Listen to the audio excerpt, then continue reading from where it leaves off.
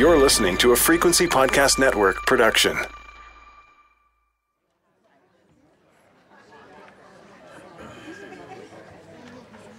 It's the year 1899, and it's a warm summer evening. A chattering crowd sits inside a local church, waiting for a sold-out show to begin. Somewhere in the darkness, a violin begins to play, and the crowd falls silent. A woman glides gracefully across the stage, stops, and faces the audience.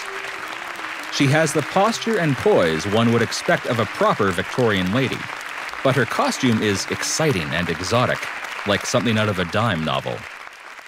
She glows in a white buckskin top and skirt, adorned with red lining, fringes, rabbit pelts, moose hair, and porcupine quills.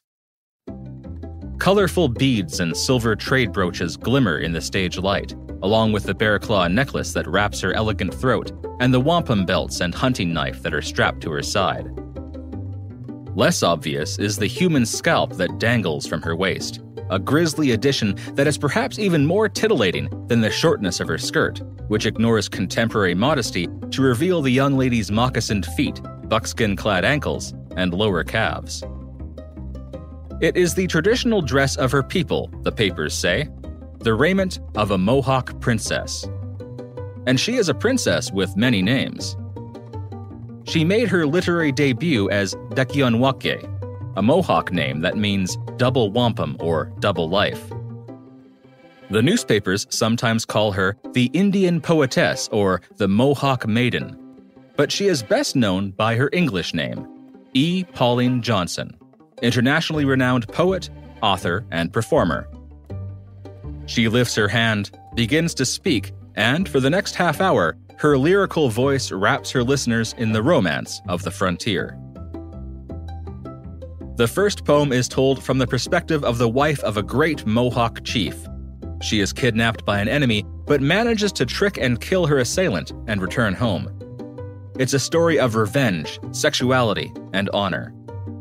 The second is an old fur trapper's tale, complete with phonetics and choice dialect, about a heroic and friendly native who saved the narrator from certain death, only to be murdered later by racist bigots when he tried to help them as well.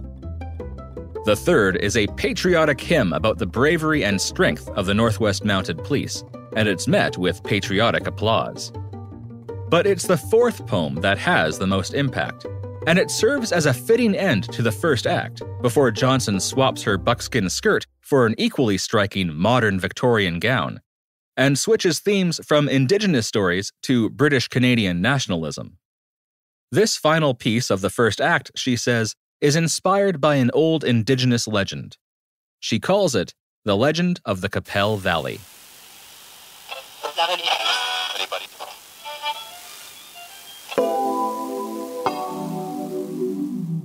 You're listening to Fireside Canada, my podcast about Canadian legends, lies, and lore.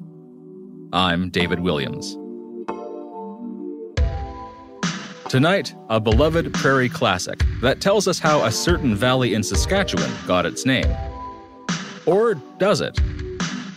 For over a century, this legend of two young people and their tragic love has served as an explanation for why a picturesque valley in southern Saskatchewan has the unusual name of Qu'Appelle.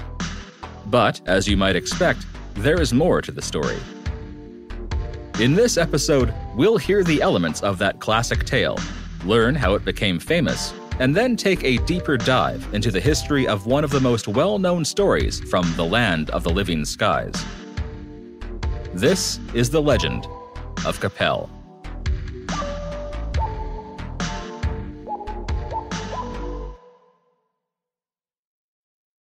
I am the one who loved her as my life, had watched her grow to sweet young womanhood, won the dear privilege to call her wife, and found the world, because of her, was good.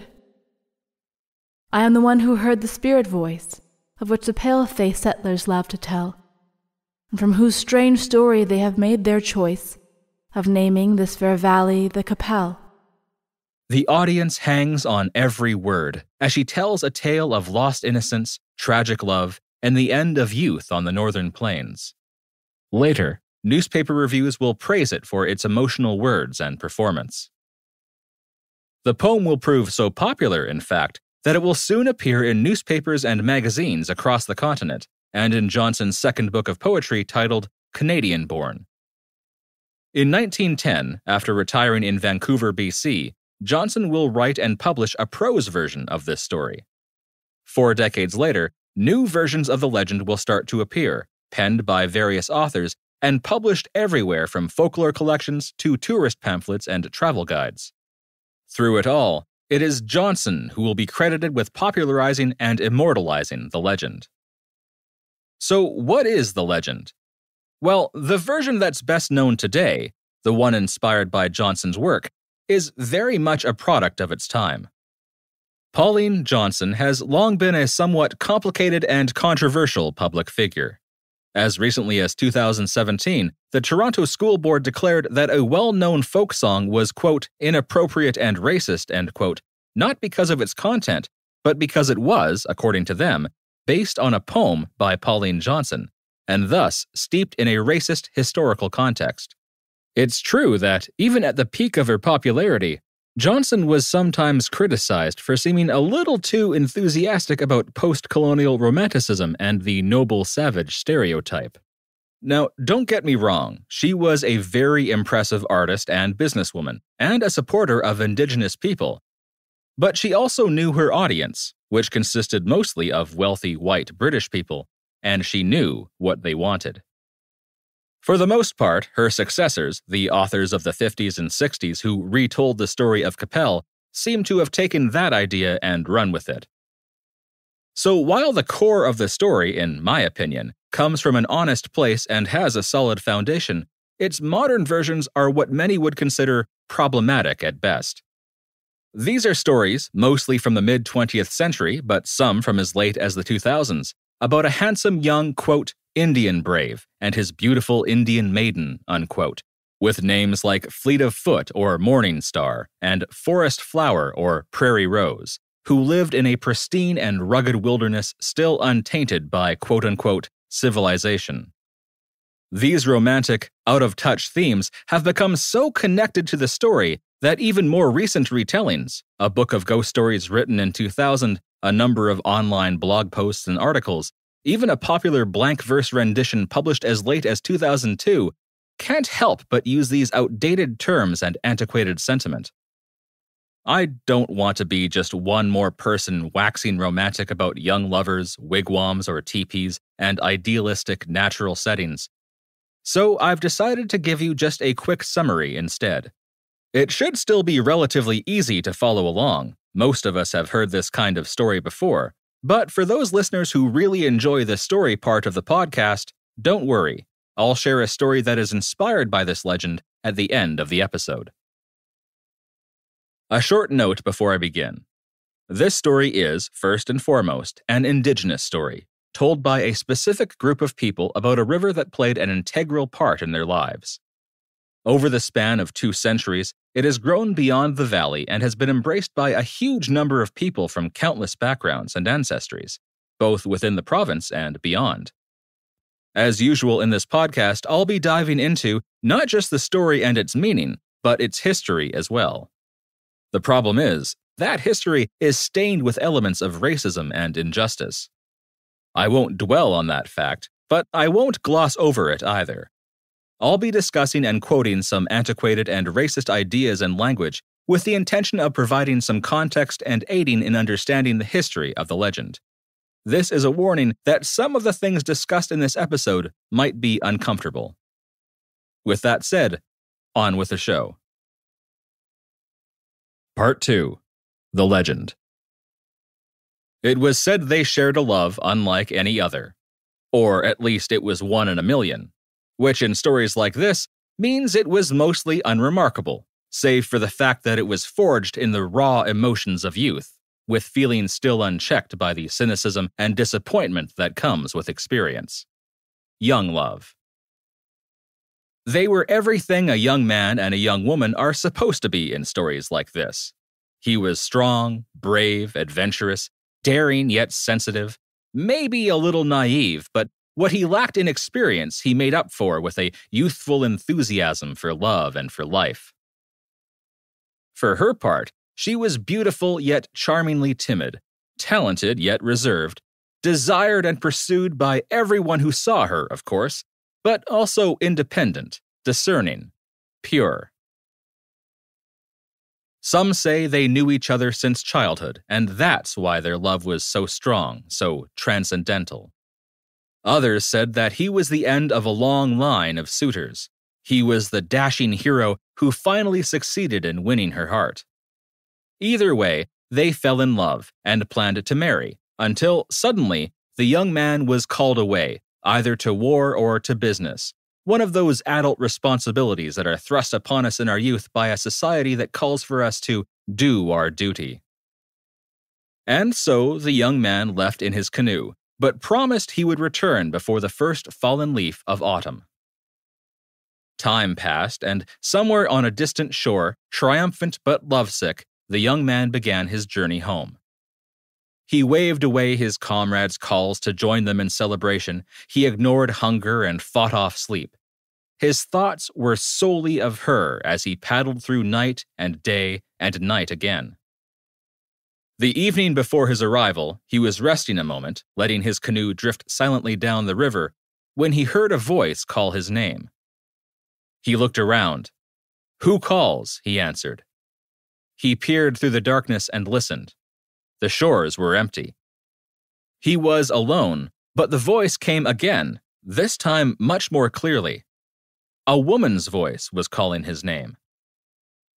"Who calls?" he answered again, but this time in French for some reason. "Qu'Appelle." He repeated, more desperate now, "Qu'Appelle, Qu'Appelle." Receiving no reply, he pushed on. He saw the fire before he saw the shore.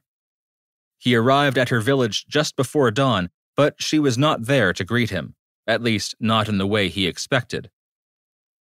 Her lifeless body lay near a funeral fire.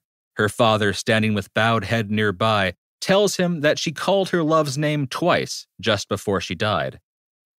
The young man realizes it was her voice he had heard on the river. Heartbroken, he climbs back into his canoe and disappears. Ever since then, the story says, the river and its valley have been known as Qu'Appelle. Many finish off with the classic ghost story ending. To this day, some say when the moon rises over the distant hill, you can still hear on the wind the ghostly echo of one of the heartbroken lovers. It's either her voice calling softly to her beloved, or his spirit responding in kind with Qu'Appelle, who calls. Now, one of the weirdest things about a lot of these stories, Pauline Johnson's included, is the author's insistence that the protagonist, upon hearing a ghostly voice call his name, chooses to reply first in his own language, and then in French, Qu'Appelle, who calls. They justify this by having the protagonist consider that perhaps it is a French voyageur or Métis trader calling his name. They seem so anxious to use a title drop, to have the protagonist actually say the name of the valley and the story that he's in, and I'm not really sure why.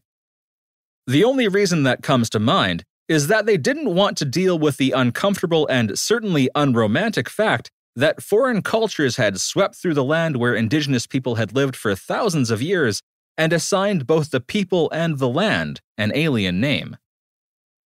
That is, after all, what happened to the Mowhawk, now more widely known as the Cree, and the Qu'Appelle, more widely known today as the Qu'Appelle River. These new names came from French traders, and the authors of the modern Qu'Appelle legend seem eager to legitimize the colonialist act of naming the river Qu'Appelle by literally placing that name in the mouths of the First Nations. Gross. Though many of these storytellers insist that French traders were inspired to name the valley after this legend, and in honor of a young man literally calling out Qu'Appelle to an unseen spirit, the reality is that the French called the river Qu'Appelle not because they were inspired by any particular story, but because that's the translation of what the locals called it. And the locals called it that long before any European set foot on the continent. Depending on who you ask, Qu'Appelle translates to either what is calling river, or more likely, river that calls. Either way, they translate to the same thing in French, rivière Qu'Appelle. So we know that the Qu'Appelle was known as the Calling River long before the French got involved, but that leaves us wondering, was its name actually inspired by this legend of two star-crossed lovers? Part 3. Qu'Appelle. First, let's talk about the area itself. The Qu'Appelle River Valley is gorgeous. Carved by an ancient river and framed by deep ravines, sloping hills, and verdant groves, the valley is dominated by 4 lakes, known as the Fishing Lakes, that are chained together by the Qu'Appelle River. The entire area serves as a fantastic counter-argument to anyone who complains that Saskatchewan is nothing but boring, flat, dry land. Its unique beauty has drawn people to its waters for generations. Archaeological evidence suggests that the valley has served as a gathering place for at least 1,000 years. It's generally accepted that the name of the Calling River likely comes down to acoustics, the way that sound echoes and reverberates throughout the valley and along the water. It's suggested that it was these strange echoes that inspired the name, and it was the name, in turn, that inspired a number of explanations, both normal and paranormal. The earliest written record of the river's name comes from the journals of a young trader named Daniel William Harmon. After a particularly miserable and cold night on the plains in March of 1804, Harmon arrived at the upper part of the river where, in his words, quote, "a white man was never known to penetrate so far," end quote.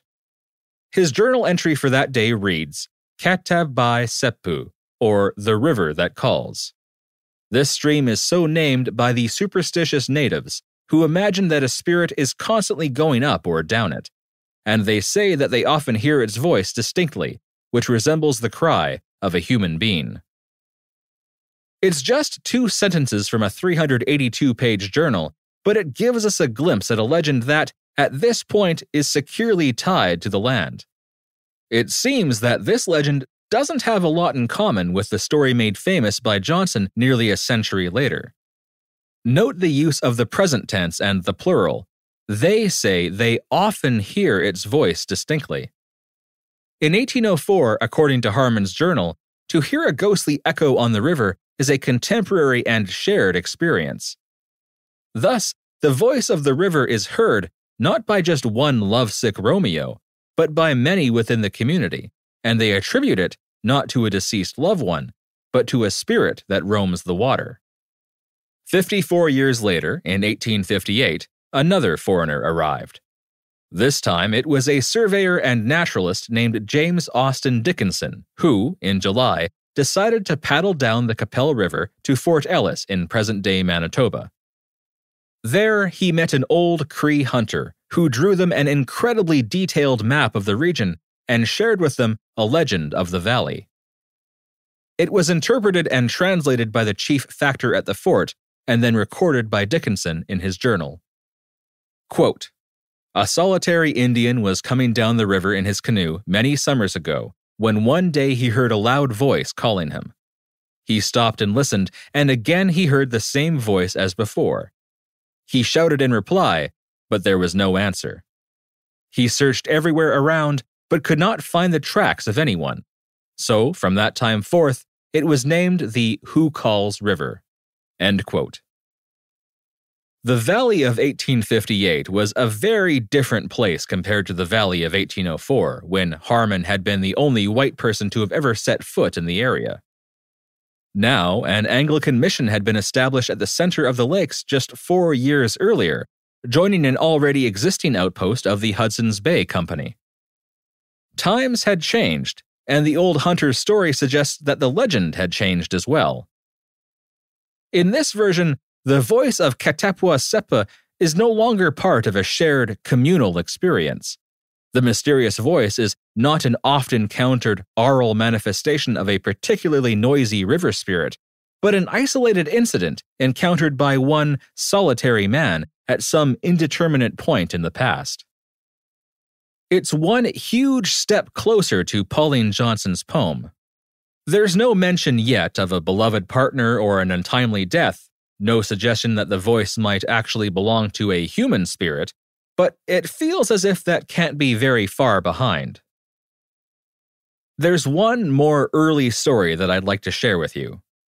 Sometime between 1854 and 1884, a great Cree chief and medicine man named Kekishiwe, or Loud Voice, told some oblate missionaries something akin to the following. Once, long ago, two groups of people left their homes with the intention of meeting and exchanging information. One group traveled north, the other traveled south, until they both reached either side of a river. The water was wide and moving quickly, and neither group could see a way across. So instead, the two groups stood on their respective banks and called out their news across the river. It has been known as the Calling River ever since. Now, I admit it's not the most romantic story, but it's practical, and it does have its charms.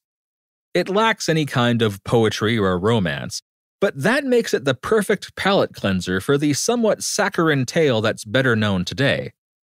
Plus, I think it's great that a story about yelling across a river was told by a man literally named Loud Voice. A man, by the way, who wasn't just a great leader, but also, according to one contemporary source, a talented ventriloquist as well. Apparently, he could make it sound like his voice was coming from any direction. Now that fits the theme of Qu'Appelle so perfectly, you'd think I was making it up. Unfortunately, these early stories were never recorded, so we'll never know for certain if these translated journal entries properly represent the folklore of the time.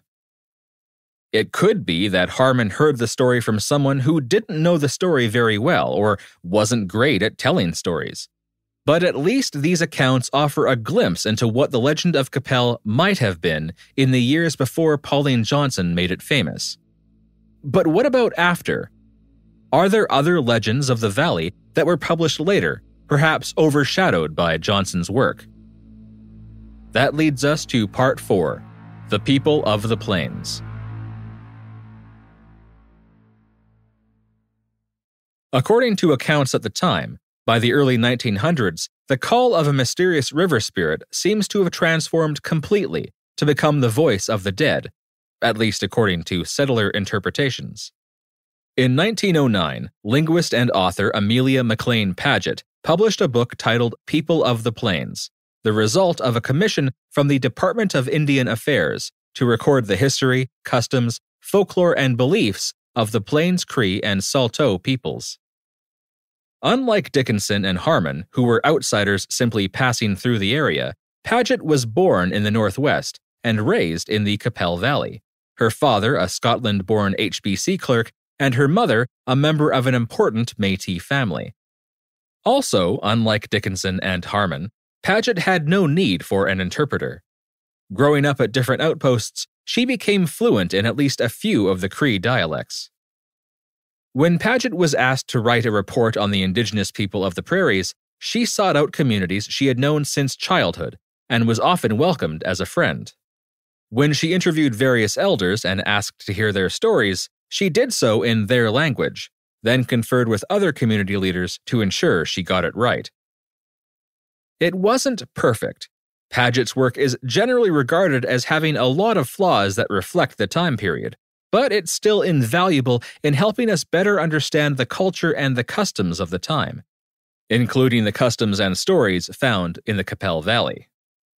There is much superstition and romance, she writes, contained in the name given by the Crees and Saulteaux to the beautiful Qu'Appelle Valley. The Indians named this valley Katepwa-wi-Sipi, the Calling River, because of the wonderful echoes heard along its banks and over its lakes, which they believed to be the voices of their friends and former companions in the happy hunting grounds. The old Indians told many legends of the effects produced and the warnings given them by this echo. Probably none appealed more to their love of romance than the following. She goes on to tell a story that is similar but different to Johnson's version. Here's the basic breakdown. Once upon a time, there lived a brave and selfless Cree warrior. he was the only son of a kind and thoughtful chief who himself was loved by his people.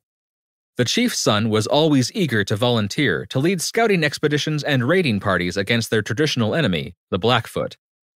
One day, the son and his companions were scouting when they were suddenly ambushed. Most were killed, but some managed to escape, including the chief's son. The survivors quickly realized, however, that he would not make it home. The chief's son, the leader of their party, had been mortally wounded. As he lay dying, he told his companions not to grieve for him. He said that he would soon be joined by his betrothed, a beautiful woman who they knew was safe at home, waiting for him to return. His companions stayed with him until he died, wrapped and left his body according to their customs, and returned to their main camp in the valley. They broke the news to the tribe and told them what the dying warrior had said. They grieved for the chief's son, but also had sad news of their own. That same night that the chief's son had died, his betrothed had been standing on the water's edge, watching for his return. Suddenly, she came rushing into camp and told the others that she had heard her beloved's voice calling to her from across the lake. Desperate to answer his call, she took a birch bark canoe and paddled out to meet him, and was never seen again. It's said that, ever since, both of their voices joined the calls of the dead that are often heard echoing across the water and throughout the valley. Now, I really like this version. Sure, it's a downer that both of them die, but it works better with the romantic notion that their spirits remain connected through death. It also gives the female character a little more agency. She actually makes a choice and takes action in this version. In the most popular version today, the female character just lays down and dies of a broken heart. Now here's where it gets really interesting. Paget notes that this legend was just one of many. Intriguingly, there's a second, slightly different version of this story that appears later in Paget's book. The author doesn't mention the differences between the two stories. She doesn't even offer a full narration. Instead, she gives us a quick summary that she outlines in a chapter about poetry and music. She writes, quote, "One of the prettiest of the many traditions relating to the valley was that of the young woman who, imagining her lover was calling to her from one of the hills, pushed off in her little bark canoe and was never heard of any more. Her voice was left in the valley and answers back in plaintive tones when anyone calls. Her lover returned a short time after her departure, but though he followed her, never found even a trace of her canoe. At twilight, her canoe would appear for a few minutes upon the surface of one of the many beautiful lakes in the valley, only to disappear again in a soft mist if anyone tried to approach it. This was a favorite theme, and the tune to which the many different words are sung is most fascinating." End quote. Now that's an unexpected ending, especially when compared to the other stories. This story is much darker, even chilling. Here, the young woman doesn't hear the actual call of her lover. He's alive and well and already on his way back home. No, she hears something else. Something that misleads her, maybe even tricks her. Perhaps it's a spirit that roams up and down the river and calls out to people in a human voice, like the one mentioned in Harmon's journal entry from 1804. If so, the fact that she is never seen again suggests that this spirit could have mischievous, if not malicious, intent. Part 5. The Search for Authenticity. So far, we've heard 5 versions of the Legend of Qu'Appelle, and they all differ to varying degrees from the version made popular by Pauline Johnson. That fact has led some critics to claim that what Johnson had presented as an authentic indigenous legend is somehow counterfeit. Some even suggest that she personally fabricated the story after drawing some minor inspiration from more quote-unquote genuine tales. There are a few problems with this suggestion, aside from it being somewhat dismissive and sexist. First, it would be a mistake to suggest that any one of these stories is more authentic than the other.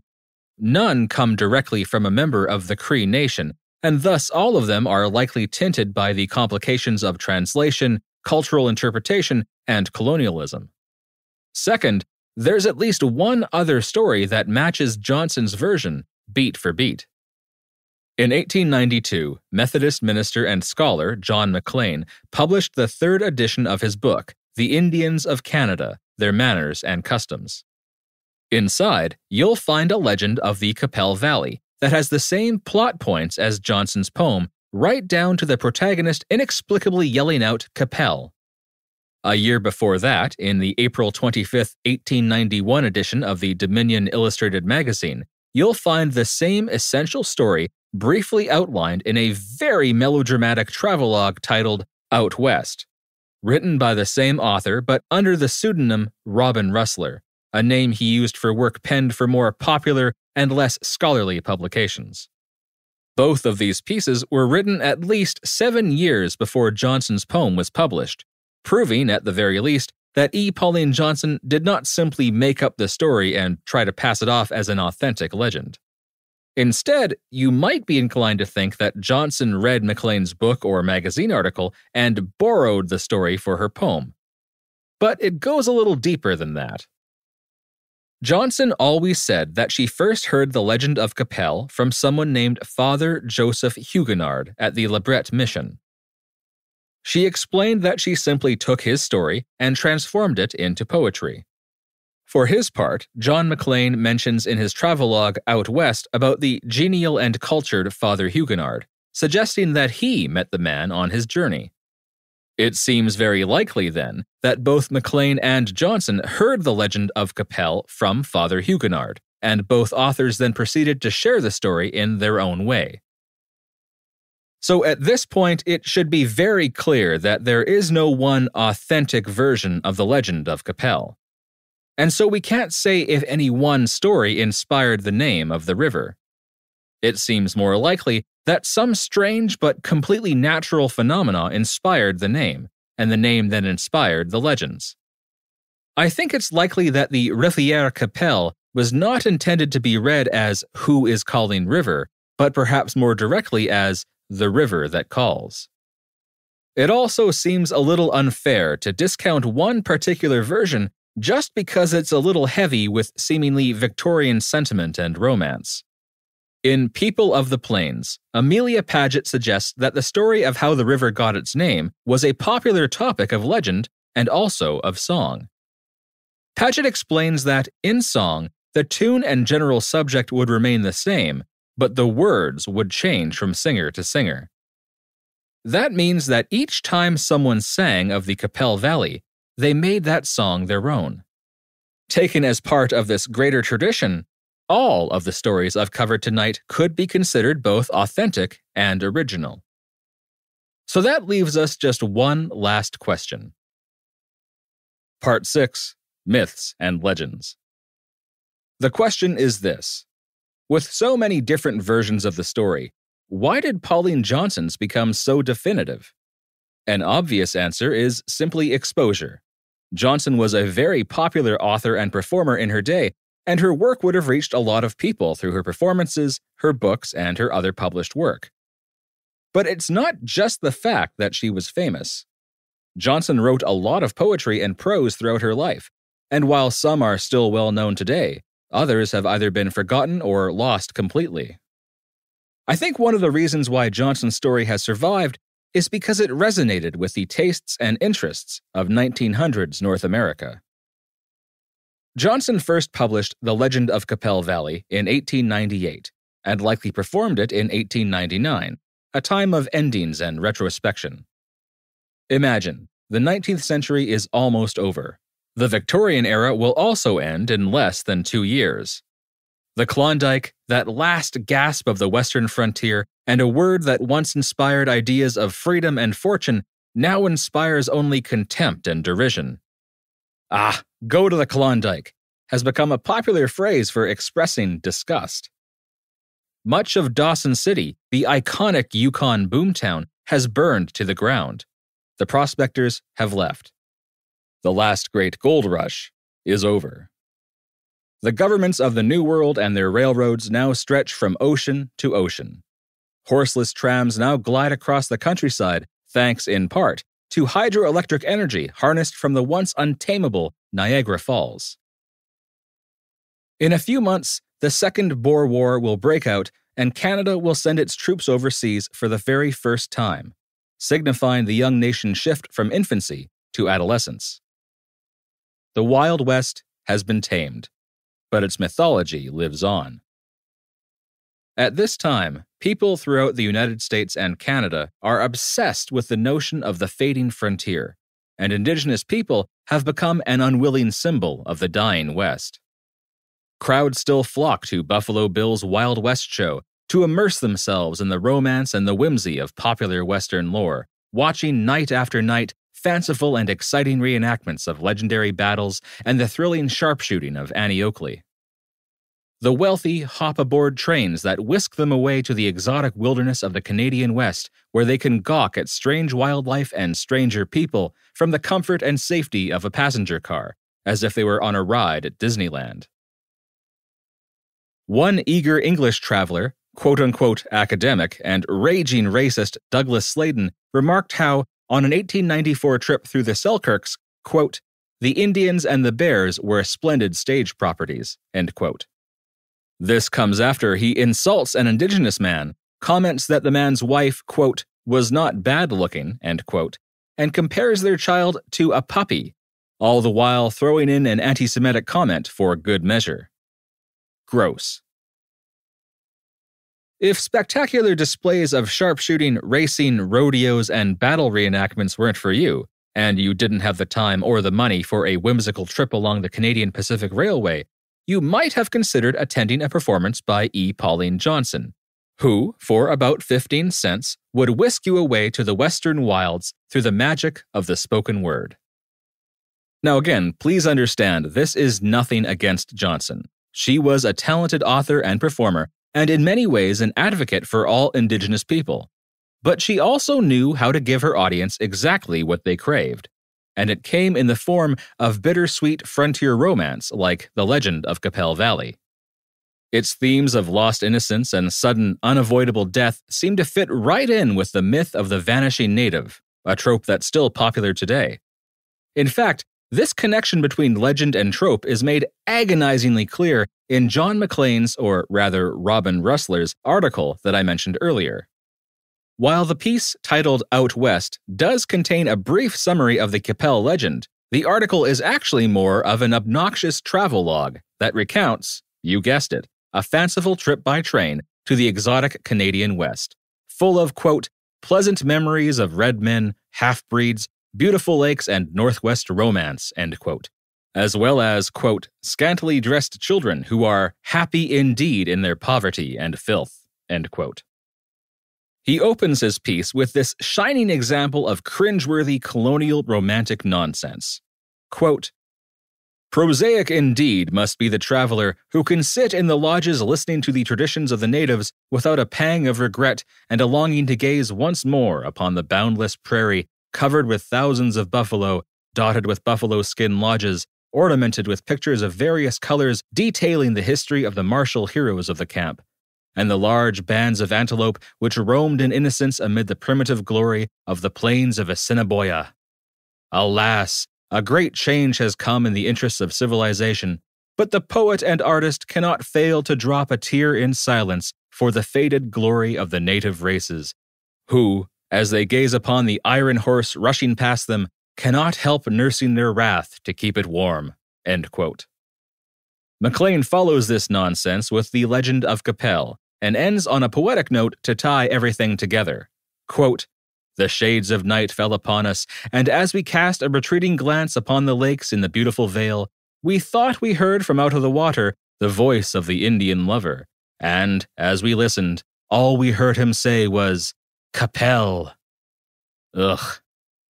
Maclean and Johnson's shared version of The Legend of Qu'Appelle fits perfectly with the racist, romantic sentiment that was popular in the 1890s, a time of reminiscing about a non-existent past, an idealistic, simpler time, as they anticipated the dawn of a new century. This was a story about a young Indigenous man from the distant past who returns home from the archaic romance of tribal war to find that his betrothed, a symbol of his culture and his future, has died suddenly and inexplicably. All that's left is an echo. Silently, he climbs back into his canoe and vanishes from sight, never to be seen again. It's a fate that many at the time expected from the First Nations, to simply accept the end of life as they knew it, embrace British quote-unquote civilization, and allow their history, culture, and identity to simply fade away. To help illustrate this point even further, I feel the means by which this story was delivered is just as significant as its message. Johnson knew what her audience wanted and meticulously designed her performance to appeal to this kind of romantic idealism and false nostalgia.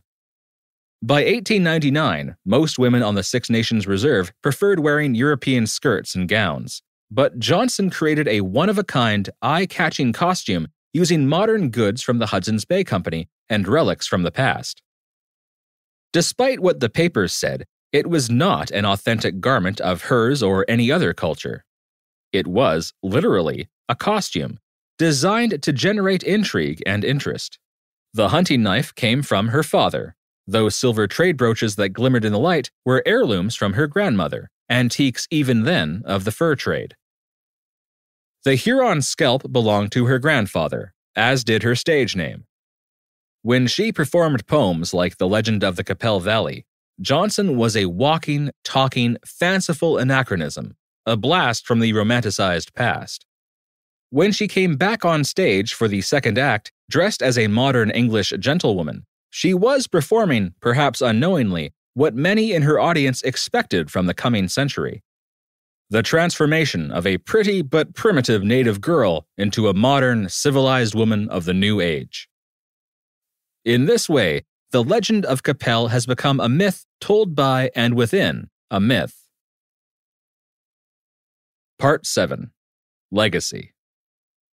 Many people have told the Legend of Qu'Appelle throughout the years, and the majority have been influenced by Pauline Johnson's poem or short story.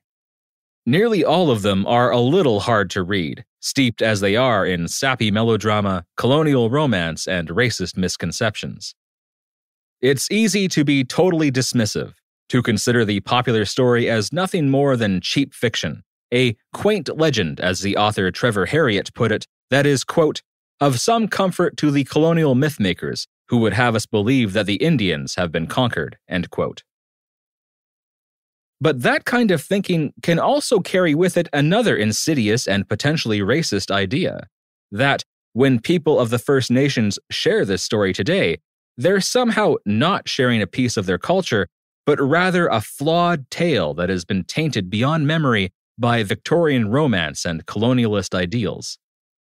But to be honest, I think the legend deserves a little more respect. There's no reason to think that Indigenous storytellers of the late 19th and early 20th centuries were influenced by anything other than their own culture and personal appreciation for romantic themes. It's just that the Victorian fixation with lost innocence, the fading frontier, and the vanishing native influenced the way the story has been published in the years since. Amelia Paget recorded stories very much like Johnson's before Johnson's popular poem had a chance to really take hold in the public consciousness. And Paget noted in her book that many of the Cree and Saulteaux people she knew had a soft spot for romantic stories and songs, and that it wasn't uncommon for there to be multiple versions of one particular song because the words would change with each singer. Same tune, same topic, different lyrics. The version of The Legend of Qu'Appelle that we know today is one of those songs. Sure, it might be the mainstream top 40 of its day, but it has a deeper connection to a culture and a tradition that goes back generations.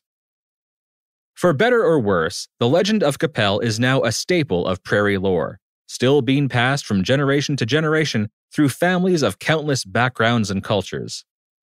It's a story that was shared with me by people in my own family, one of Ukrainian ancestry who grew up in Saskatchewan, the other of Métis heritage. I think the story itself is solid. It just needs to lose about 130 years of varnish. So, in the spirit of taking a familiar song and making it your own, I'd like to share a story that was inspired by the many different legends of the Qu'Appelle Valley. Same tune, same topic, different lyrics.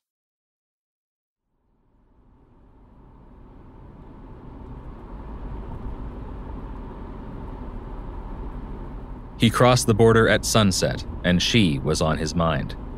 There was still nearly 500 kilometers between here and her, but already he felt a little better. The gas fields were now in another province, their flare stacks burning in the orange skies and ochre dust of Alberta's Badlands. There were no signs to welcome him back. No markers along the 4th meridian to show where Alberta ended and Saskatchewan began. Just an empty rest stop a few minutes outside Walsh, and the sight of an endless plain rolling alongside him. Familiar infinity. He tried to call from a gas station. His fingers drummed the payphone top, red and Coke machine glow, as he looked back at the car parked beneath humming lights. She would flip when she saw it. A 1972 midnight blue Dodge Demon. At 3 years old, it was nearly new, as the salesman put it. AM/FM radio, 8-track, blackout hood, 8-cylinder engine that purred on the highway.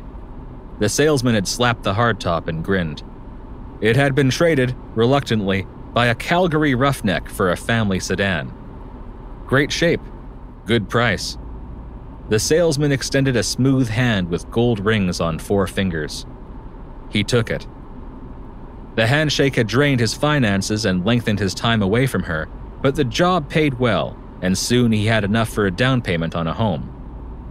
Now he was returning triumphant, with a better car, a home, a career, a future. The line buzzed twice before the cook answered and said she was busy, that he'd tell her he called. He said not to bother, that he would surprise her instead, and hung up. He listened to the metallic clunk as the phone swallowed his dime, then slid back in the car and turned the key. The engine roared to life. With luck, he would reach Qu'Appelle at midnight, the same time she would get home from work. He would park on the street and surprise her at her bedroom window like he had done 1,000 times growing up. She would be shocked at first, and then throw herself in his arms, and he'd never let go. He imagined the next morning when he would stand at the doorstep and shake her father's hand, and they would chat politely while she packed. She would throw her things on the rear seat, and they would drive with the sun at their backs and the radio blaring. He burned through Swift Current, Waldeck, Morse, and Chaplin, where the lake salt piled near the highway like snowdrifts or whitecaps frozen in time. At Moose Jaw, he took a moment to grab a coffee and search the radio dial. Rhinestone Cowboy flitted through static, and he sang along. He was just 30 minutes away when the late-night DJ gave an unexpected traffic update. There was a collision on Highway 35 just south of Fort Qu'Appelle. That section would be closed as emergency crews remained on scene. He dipped the car into the shallow ditch and swung round, then backtracked to Highway 210 and followed it north through fields and farms and, eventually, skinny clusters of trees until the black water of Echo Lake shimmered in the darkness. A small but necessary detour to reach her in time. The radio died first, or at least that's how it seemed. There was a pop of static and then silence. The headlights went black and the vehicle rolled to a stop. Turning the key did nothing. He leaned forward and checked his watch in the moonlight. 11:30.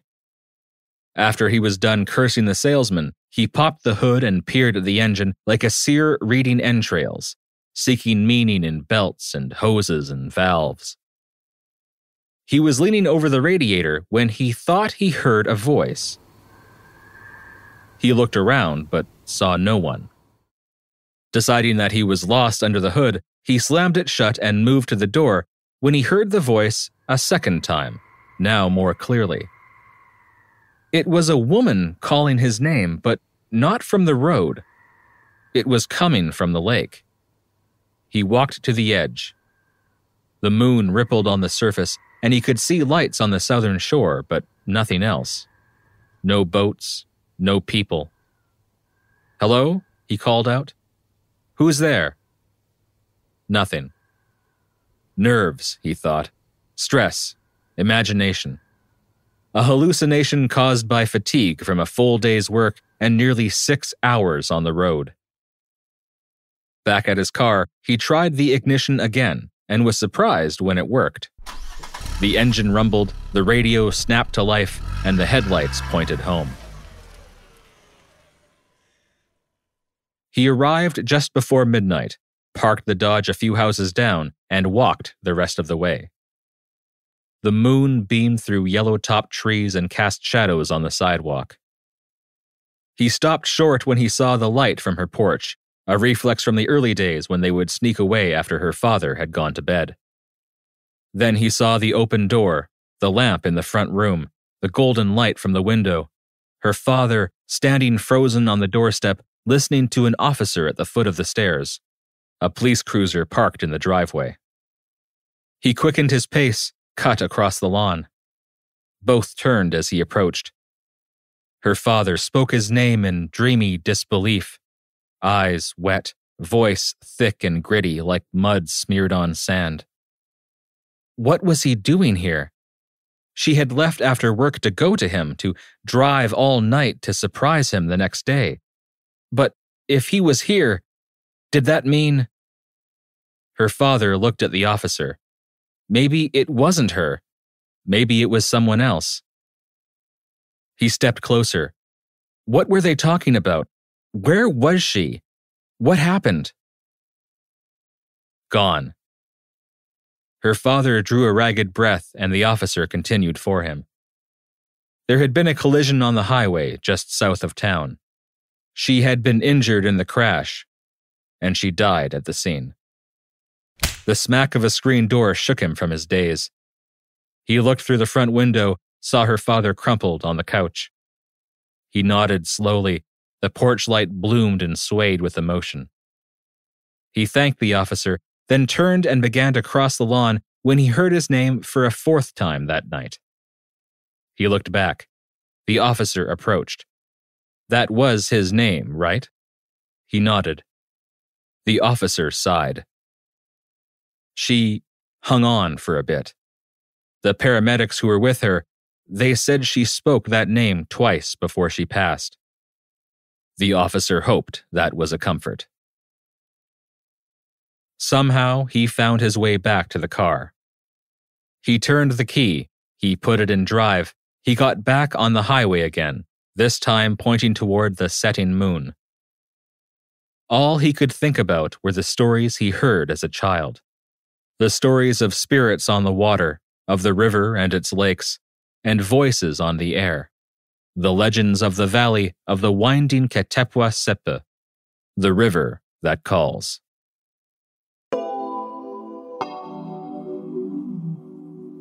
That's it for this episode. Thank you so much for listening and for joining me in becoming part of a Canadian folk tradition. Now that you know the story, share it. And remember, a place can have many names and many stories behind it. It's in our best interest to learn as many as we can. Fireside Canada is written and recorded by me, David Williams. Sound design and mixing is by Ryan Clark. If you enjoyed this episode, please consider giving this podcast a positive review. If you want to help even further, you can support me through my website. Every little bit helps to keep the fire burning and the Library of Legends growing. Learn more at firesidecanada.ca.